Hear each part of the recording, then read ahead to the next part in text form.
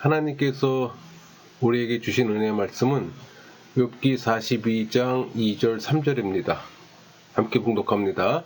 주께서는 못하실 일이 없사오며 무슨 계획이든지 못 이루실 것이 없는 줄 아오니 무지한 말로 이치를 가리는 자가 누구이니까. 나는 깨닫지도 못한 일을 말하였고 스스로 알 수도 없고 헤아리기도 어려운 일을 말하였나이다.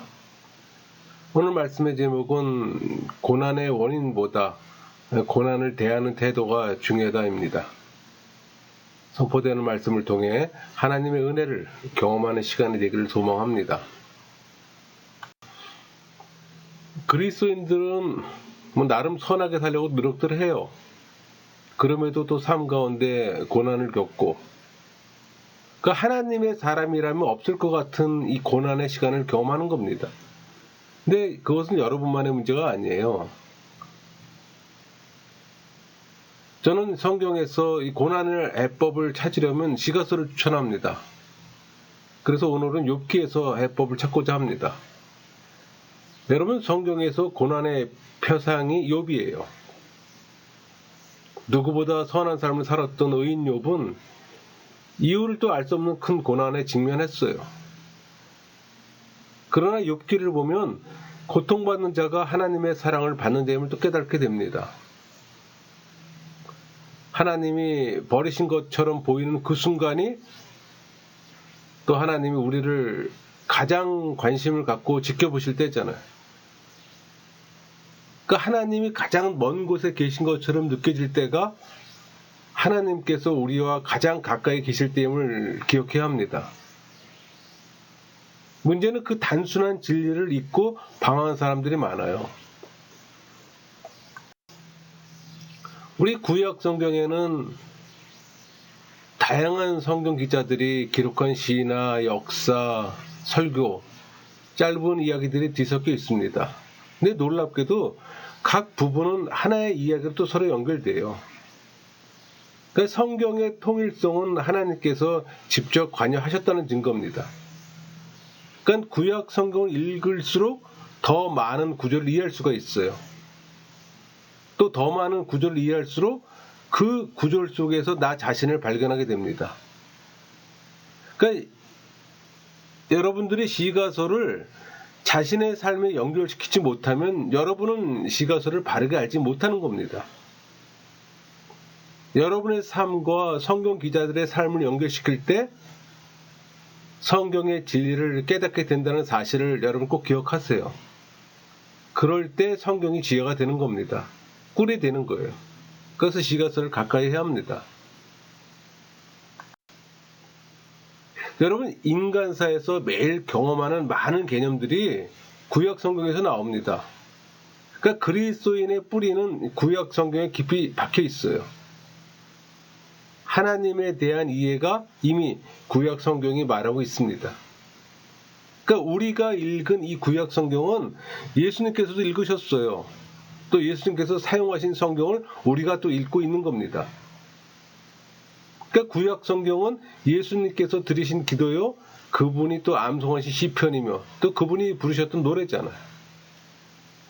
그러니까 예수님이 어린 시절 잠자리에 들면서 들었던 이야기요, 또 그분이 상고하셨던 예언들입니다.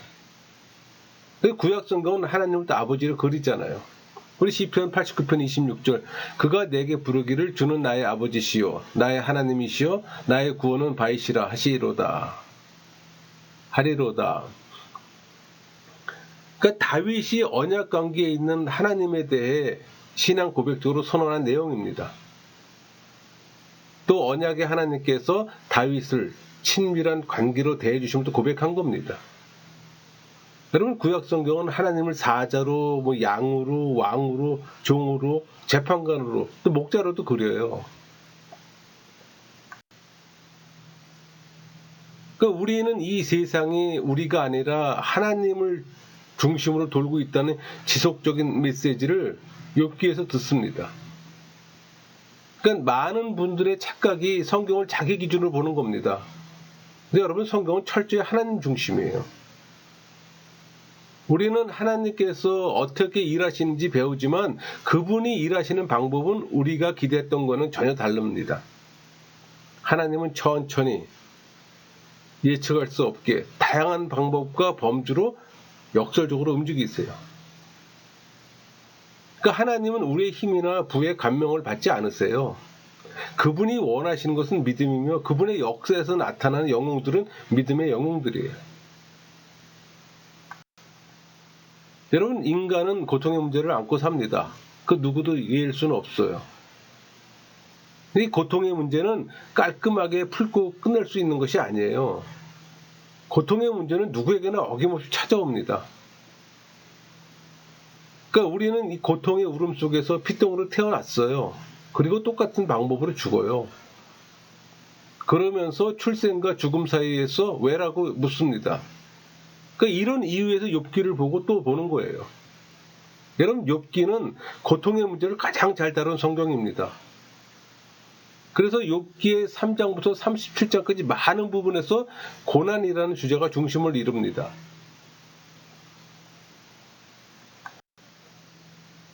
그러니까 욥기는 구약에 위치하면서 구약에서 보이는 이 계약적 믿음보다 한 단계 높은 차원의 믿음을 보여줘요.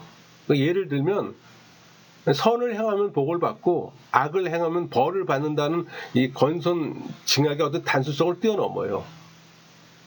그러니까 택함 받은 이스라엘 선민이 왜 그렇게 많은 재난을 당하는지 질문하게 됩니다. 많은 사람들이 질문하잖아요. 이것이 온 이스라엘의 질문이기도 해요. 그러나 욥 한 사람의 고통 이야기는 이 질문에 대한 해답을 제시해 줍니다. 그러니까 대부분의 구약 성경처럼 욥기도 우리가 원하는 단순한 해답을 거부함으로 처음에는 우리를 좀 당혹스럽게 해요. 하지만 또 새로운 방향을 제시함으로 또 우리를 만족시키기도 합니다. 여러분, 고난의 문제는 현대인들이 씨름하는 문제예요.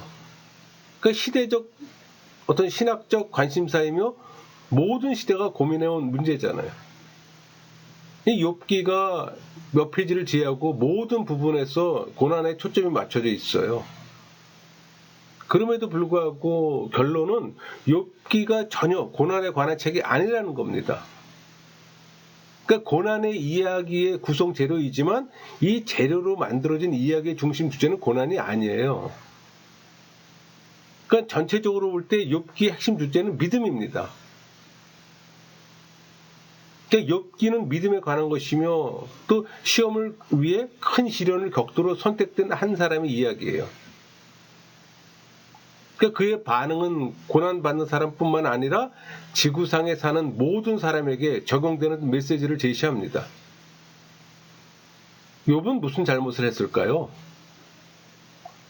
아무런 잘못도 하지 않았어요. 그런데 왜 욥이 고난을 당할까요? 우리는 그가 벌을 받고 있는 게 아니라는 걸 미리 알고 있습니다. 그러니까 욥의 고난은 하늘에서 벌어진 큰 내기에서 중요한 주제로 선택되었어요. 우리 욥기 그 1장과 2장에서 무대 뒤를 잠깐 보여줘요. 이게 이야기의 모든 긴장 요소를 포기하지만 단 한 가지만 이해입니다. 욥이 어떻게 반응할 것인가는 아무도 몰라요. 간단히 말해서 욥의 믿음에 대한 그 질문에만 대답이 없었어요. 그러니까 욥은 엄청난 고난과 싸우는 나머지 그의 물음이 곧 우리의 물음이 됩니다. 그 1장과 2장, 이 사단과 하나님 사이의 내기는 결코 하찮은 것이 아니잖아요. 그러니까 사단의 말은 사람들이 하나님을 사랑하는 것은 그 자체로 사랑할 만하기 때문이 아니라는 겁니다. 우리 욥기 1장 10절 11절을 볼까요? 주께서 그와 그의 집과 그의 모든 소유물을 울타리로 두르심 때문이 아니니까 주께서 그의 손으로 하는 말을 복되게 하사 그의 소유물이 땅에 넘치게 하였음이니이다. 이제 주의 손을 펴서 그의 모든 소유물을 치소서. 그리하시면 틀림없이 주를 향하여 욕하지 않겠나이까. 그래서 하나님을 따르는 것은 거기에 따른 대가가 있거나 혹은 그렇게 하도록 매수 당했기 때문이라는 뜻이 암시되어 있어요. 그러니까 사탄은 욥의 신앙이 현실 기복적인 토대의 근거에 있음을 지금 확신하는 거예요. 그래서 물질 축복이 상실되면 욥의 신앙은 무너질 거라고 생각했던 겁니다. 그러니까 이런 논리는 축복은 신앙이에요. 고난은 비신앙의 저주. 그러니까 이런 이분법적 단순 논리에 기초하는 겁니다.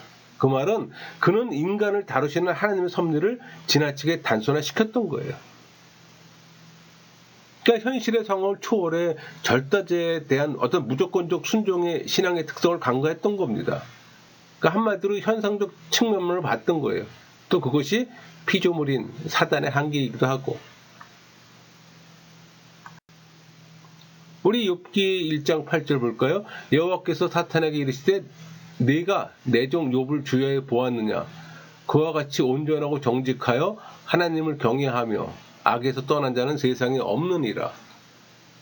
그러니까 욥기는 완전함이라면 무죄를 의미하는 겁니다. 온전함. 그러니까 온전함이란 이 문제를 중심축으로 돌아가요. 그러니까 여기서 이 온전함이란 무죄, 즉 죄가 없음을 의미하는 거예요. 그러니까 욥은 하나님의 온전함이 시험 당하는 것처럼 행동을 합니다. 어떻게 사랑의 하나님께서 그를 그렇게 부당하게 대할까? 그러니까 그러나 욥의 항변은 이 믿음에 대한 시험이라는 상황 속에서 제기되는 거예요. 그러니까 욥의 이야기가 우리 현대인들에게 공감을 불어일으키는 이유는 우리도 고난의 경험이 있기 때문이에요. 우리는 강한 언주로 하나님께 답변을 요구합니다. 그리고 욥에 대한 하나님의 처사에 또 고개를 져요. 그러니까 우리가 부당한 고난에 관한 이 물음을 제기할 때 욥기가 도움이 될 수가 있어요. 하지만 욥기는 많은 해법을 제시하지 못합니다. 근데 그 이유는 매우 간단해요. 우리 욥기 1장 2장은 욥이 무슨 생각을 하든 재판을 받고 있는 것은 욥이에요. 하나님이 아니라는 것을 분명히 보여줍니다. 재판받는 것은 욥입니다. 그러니까 욥기는 내가 고통당할 때 하나님은 어디 계십니까에 대한 해답을 주지 않아요. 욥의 친구들은 인간적인 다양한 방법으로 하나님의 신비스러운 방법들을 변호합니다. 그러니까 욥의 친구들은 설득력 있게 논증하잖아요. 이들의 추론은 욥의 무절제한 감정 폭발과 대조가 돼요. 그러니까 이들은 자신의 주장이 옳다고 확신하면서 어떤 욥을 판단합니다. 근데 이들에게 있어서 문제는 분명해 보여요. 스스로 의롭다고 주장하는 인간과 그들이 의롭다고 알고 있는 하나님 중에 하나를 선택해야 되는 거예요. 그러니까 욥의 친구들의 태도는 자녀로서 하나님 앞에 나가는 것보다 그분의 비율을 맞추고 규범을 지키는 것에 더 신경 쓰는 바리새인들의 태도에 유사합니다. 그러니까 교리적 관점에서 보면은 신앙인의 모습이라기보다는 종교인의 모습이에요.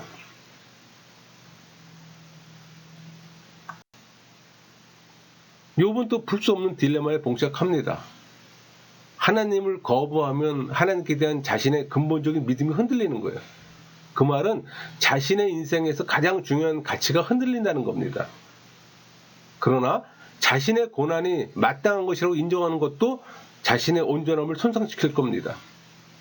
왜냐하면 그는 자신이 이처럼 극단적인 형벌을 받을 만한 짓을 전혀 하지 않았다고 믿기 때문이에요. 그러니까 욥의 친구들은 선과 악의 끔찍한 싸움을 묘사합니다. 그러니까 욥은 선과 악 사이에 더 끔찍한 도덕적 싸움을 지금 싸우고 있는 거예요. 하나님의 공의가 욥의 무죄와 정론으로 충돌합니다. 더 이상 아무것도 의미가 없어요. 그러니까 욥은 몹시 화가 나 있음에도 불구하고 또 궁극적으로 승리하잖아요. 우리 욥기 2장 9절 그의 아내가 그에게 이르되 당신이 그래도 자기의 온전함을 굳게 지키느냐 하나님을 욕하고 죽으라. 그러니까 욥은 하나님을 욕하고 죽으라는 아내의 충고를 결코 따르지 않습니다. 그녀의 신앙은 종교를 통해서 복을 얻고자 하는 저급한 단계에 머물렀던 거예요. 이 시대의 종교인처럼. 그러니까 그리스도인들이 자살하는 것은 바로 이 단계에 머물렀던 겁니다. 그러니까 믿음을 상실하는 단계예요. 그러니까 아내의 충고는 신성 모독죄를 범했을 뿐 아니라 믿음을 상실하는 단계로까지 떨어지고 있는 거예요, 지금. 그러니까 욥은 하나님의 이 공정함과 선하심과 사랑과 자신의 어떤 절망적인 상황에 의문을 제기하지만 하나님께 등을 돌리길 또 거부해요. 그러니까 욥은 하나님께서는 여전히 자신을 사랑하신다는 고뇌에 찬 역설을 안고 사는 쪽을 택합니다. 욥은 이 수많은 것이 자신의 신념을 반증함에도 불구하고 공의와 인격적인 하나님에 대한 신념을 굳게 붙잡습니다. 왜냐하면 그에게 있어서 다른 대안들은 더 나빠 보이기 때문이에요. 게다가 욥이 하나님께 요구하는 내용은 그의 인격이 어떤지를 잘 보여줘요. 그러니까 욥은 절망이 그를 엄습해오고 자신의 믿음이 약해지는 것을 느끼자 속히 죽기를 구하잖아요. 우리 욥기 6장 10절 그러할지라도 내가 오히려 위로를 받고 그칠지 모르는 고통 가운데서도 기뻐하는 것은 내가 거룩하신 이의 말씀을 거역하지 아니하였음이라. 그러니까 하나님 앞에서 끝까지 신앙의 절개를 지켜왔노라 하는 욥의 신앙 고백이기도 합니다. 그러나 이 고백 속에는 자신의 허물을 책망하던 친구 엘리바스에 대한 반발과 변호의 심리가 다분히 내포되어 있어요. 그 욥은 하나님으로부터 두 번씩이나 인정을 받은 거룩한 자잖아요. 그게 욥기 1장 8절하고 2장 3절입니다. 여호와께서 사탄에게 이르시되 네가 내 종 욥을 주의해 보았느냐? 그와 같이 온전하고 정직하여 하나님을 경외하며 악에서 떠난 자는 세상에 없느니라. 2장 3절 보세요. 여호와께서 사탄에게 이르시되 네가 내 종 욥을 주의해 보았느냐? 그와 같이 온전하고 정직하여 하나님을 경외하며 악에서 떠난 자가 세상에 없느니라.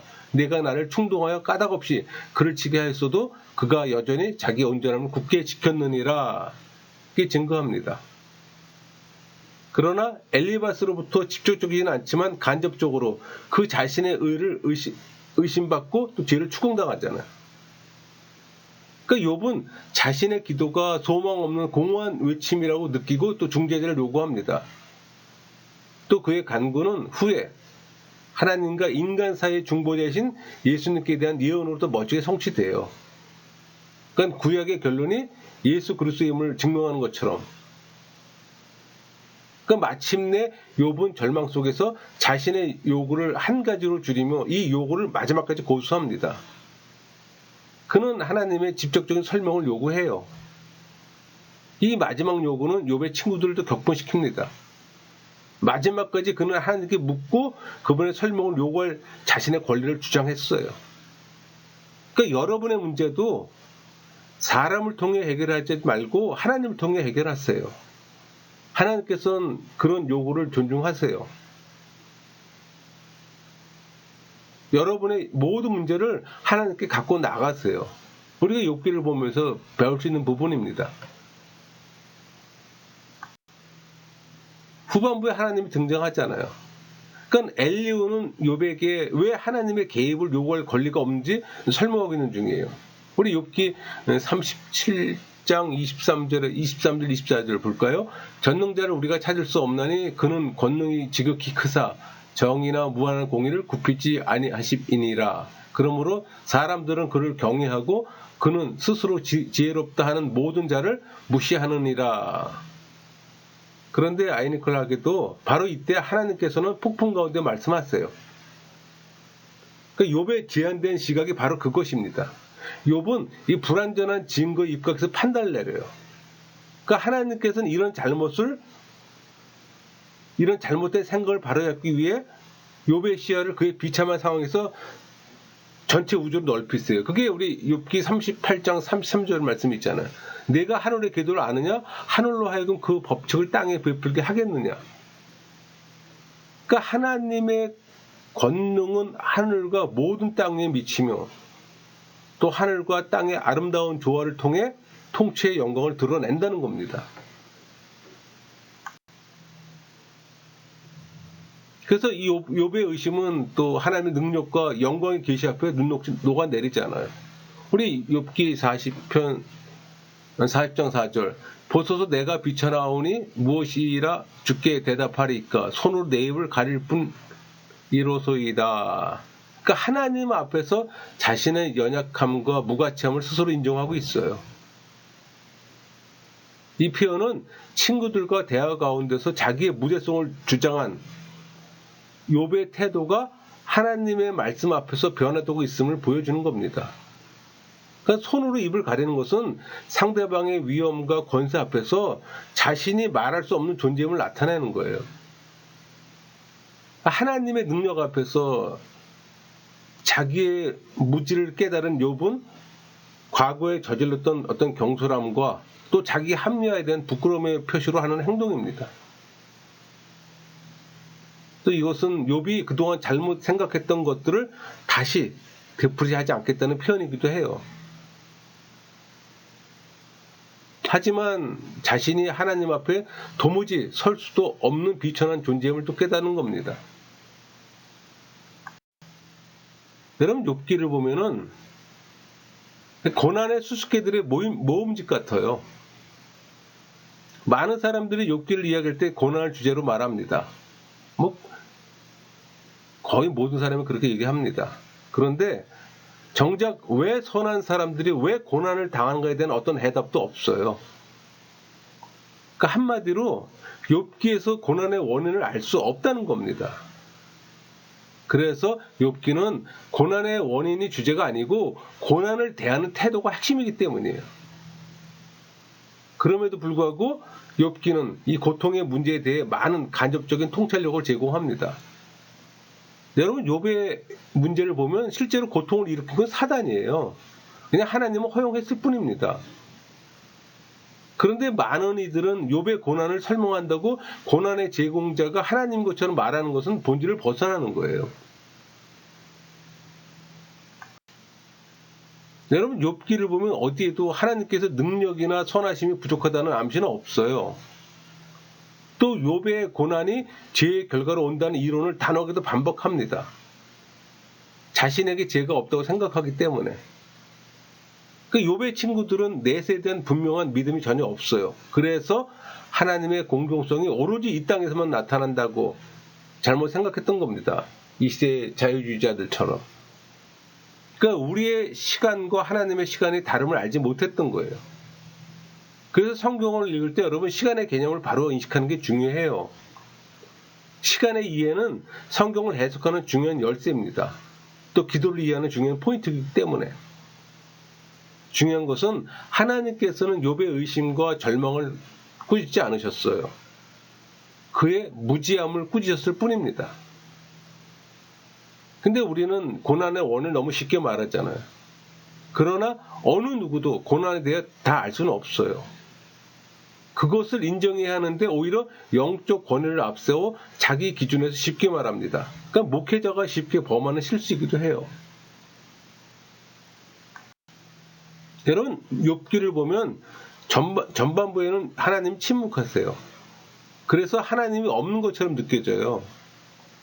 그러나 하나님께서는 결코 완전히 침묵하지 않으세요. 또 좋은 어떤 의도의 충고도 때로는 유익보다 해를 끼칠 수 있다는 걸 깨닫게 됩니다. 친구들의 조언은 아무런 도움이 되지 못했잖아요. 그러니까 개인의 문제는 사람과 의논하기보다는 하나님께 가져가지 해결하는 게 제일 중요해요. 또 그러려면 성령의 내적 음성 듣기 훈련은 절대적이잖아요. 왜? 성령은 개인적으로 인도하시기 때문에. 우리 욥기 후반부를 보면은 하나님께서는 논의의 초점을 욥의 고난을 당한 원인에 맞추지 않고 그의 반응에 맞추셨어요. 그러니까 우리들은 고난을 당할 때 원인에 초점을 맞추잖아요. 그리고 그 원인을 찾아내려고 애쓰잖아요. 근데 중요한 거는 고난에 반응하는 우리의 태도입니다. 욥기가 우리에게 주는 가장 중요한 메시지이기도 해요. 그러니까 하나님의 계획에서 고난은 필요해요. 왜? 교만스러운 인간을 다스리는 수단이기에. 더 큰 목적이 있어요. 그 고난이 구속이나 더 고상한 유익에 사용될 수 있다는 것을 깨닫는 것인 우리 신앙인의 자세입니다. 여러분, 현 시대와 욥의 시대와는 차이가 없어요. 무슨 말인가 하니 삶의 형태와 인간 본연의 심령은 지금이나 수천 년 전이나 별반 다르지 않다는 겁니다. 근본적으로 욥기는 고난의 위기가 아니라 믿음의 위기예요. 그건 우리도 마찬가지예요. 우리는 비극적인 사고, 어떤 말기의 질병이나 또는 실직 등 문제를 만날 때 머리를 흔들며 하나님께 묻습니다. 왜 하필 접니까? 왜 하나님은 멀리 계세요? 그러니까 힘들 때 우리는 너무나 쉽게 환경을 적으로 생각하고 거기에 초점을 맞춰버립니다. 하지만 욥기는 우리에게 믿음이 가장 필요한 순간은 바로 믿기가 불가능해 보일 때로 가르칩니다. 비극이 찾아올 때 우리는 너무나 쉽게 제한된 시각에 갇히고 말아요. 그럼 욥처럼 우리도 하나님을 비난하려는 유혹을 받을 겁니다. 하나님께서는 한 인간의 반응에 자신의 평판이 좌우되도록 허락하셨어요. 그러니까 욥이 버림을 받았다는 느낌을 가장 강하게 받는 그 순간에 하나님께서는 직접 정확하게 그를 보고 계셨어요. 어떤 의미에서 하나님께서 그보다 더 가까이 계셨던 적은 없었습니다.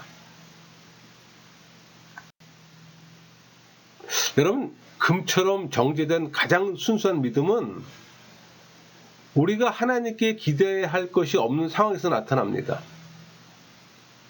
광야의 이스라엘처럼 하나님께서는 그의 마음이 어떠한지 알기 위해 또 시련의 시험을 치르셨어요. 나중에 더 큰 시련은 십자가에서 예수님께서는 시편 21편 1절 내 하나님이여 내 하나님이여 어찌 나를 버리셨나이까 어찌 나를 멀리하여 돕지 아니하시오며 내 신음소리를 듣지 아니하시나이까 이렇게 울부짖었어요. 우리 마태복음 27장 46절 제9시쯤에 예수께서 크게 소리질러 이르시되 엘리 엘리 라마 사박다니 하시니 이는 곧 나의 하나님 어째 나를 버리셨나이까 하는 뜻이라.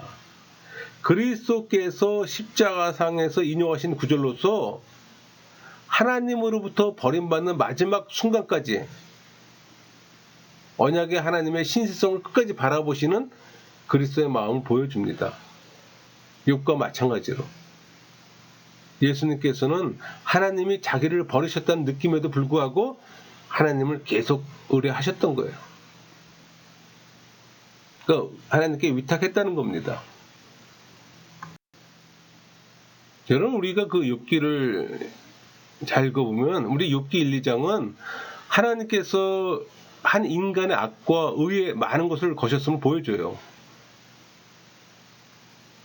또 우리가 하나님을 이해할 수 없는 부분이기도 합니다. 그게 피조물이 창조주를 알지 못하는 한계이기 때문이에요. 그 욥은 이 땅에서 이루어지는 이 개인의 작은 역사가 우주 역사의 한 드라마 속에서 이루어진다는 걸 깨닫게 됩니다. 그 욥기는 믿음의 선택이 우리 자신의 운명뿐만 아니라 하나님에게도 중요하다는 사실을 제시해요. 그것을 깨닫게 되면 욥기를 바르게 이해하는 겁니다. 그러니까 욥은 믿음이라는 줄에 매달림으로써 이 땅을 구속하시려는 하나님의 원대한 계획에서 중요한 승리를 얻었어요. 하나님께서는 은혜로 우리들에게 구속에 또 참여하는 영예를 주셨고, 그러니까 고난 가운데 우리가 먼저 인정해야 할 것은 하나님의 주권이에요.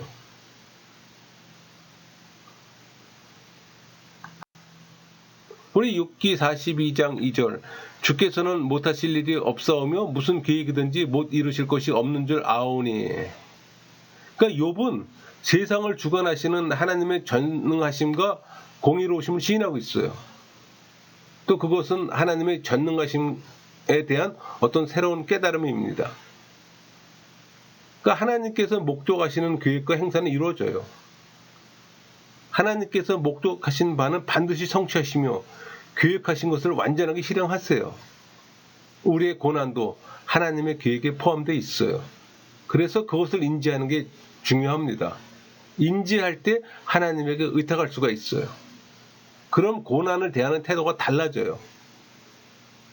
여러분, 하나님의 전능하심은 능력 차원에만 머무는 게 아니에요. 하나님의 절대 주권에 대한 인정의 의미까지 포함하는 겁니다. 그러니까 욥은 세상의 모든 일들이 자신이 인식하는 한계를 넘어 하나님의 뜻을 따라 이루어 간다는 고백이에요.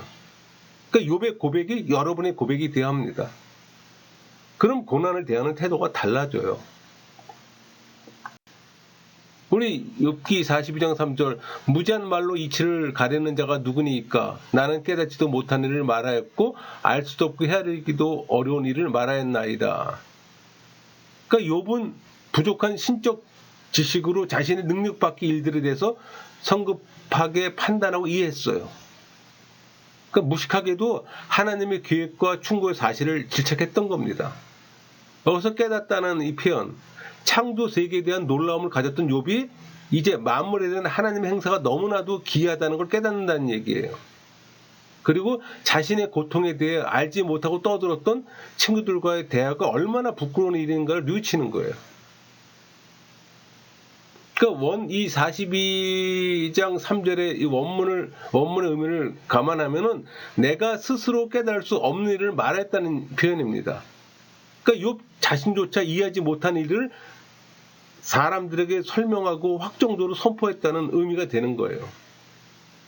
그러니까 이런 원문의 의미를 살필 때 욥이 지금까지 자신이 했던 말에 대해 얼마나 부끄러운가를 분명히 확인할 수가 있어요. 그러니까 욥은 하나님 면모에 대해 새로운 인식을 가지게 되었고 또 과거 고난에 대해 자신의 무지하고 이 무책임한 언사를 회개하고 있는 겁니다. 여러분에게도 그런 경험이 있을 겁니다. 여러분, 우리는 우리의 고난의 원인을 알 수는 없어요. 그래서 고난의 원인을 찾기보다는 고난을 대하는 태도가 중요하다고 말하는 겁니다. 하나님은 우리의 순종을 통해 세상의 고통과 불공평을 되바꾸는 일을 돕도록 허락하세요. 그러니까 타락을 되바꾸려는 하나님의 계획은 그분을 따른 자들의 믿음에 달려 있어요. 여러분에게 고난이 있습니까? 여러분에게 믿음의 위기가 있습니까? 문제 해법을 엉뚱한 데 찾지 마세요. 고난의 해결책은 여러분의 심령에 내재하는 성령의 도우심과 인도하심에 있습니다. 오직 예수의 믿음을 갖고 예수님에게 전적으로 의지할 때 해법이 나옴을 기억해야 합니다. 그것이 고난을 대하는 태도예요. 이 단순한 진리를 깨닫는 여러분이 되기를 소망합니다. 말씀을 마치겠습니다.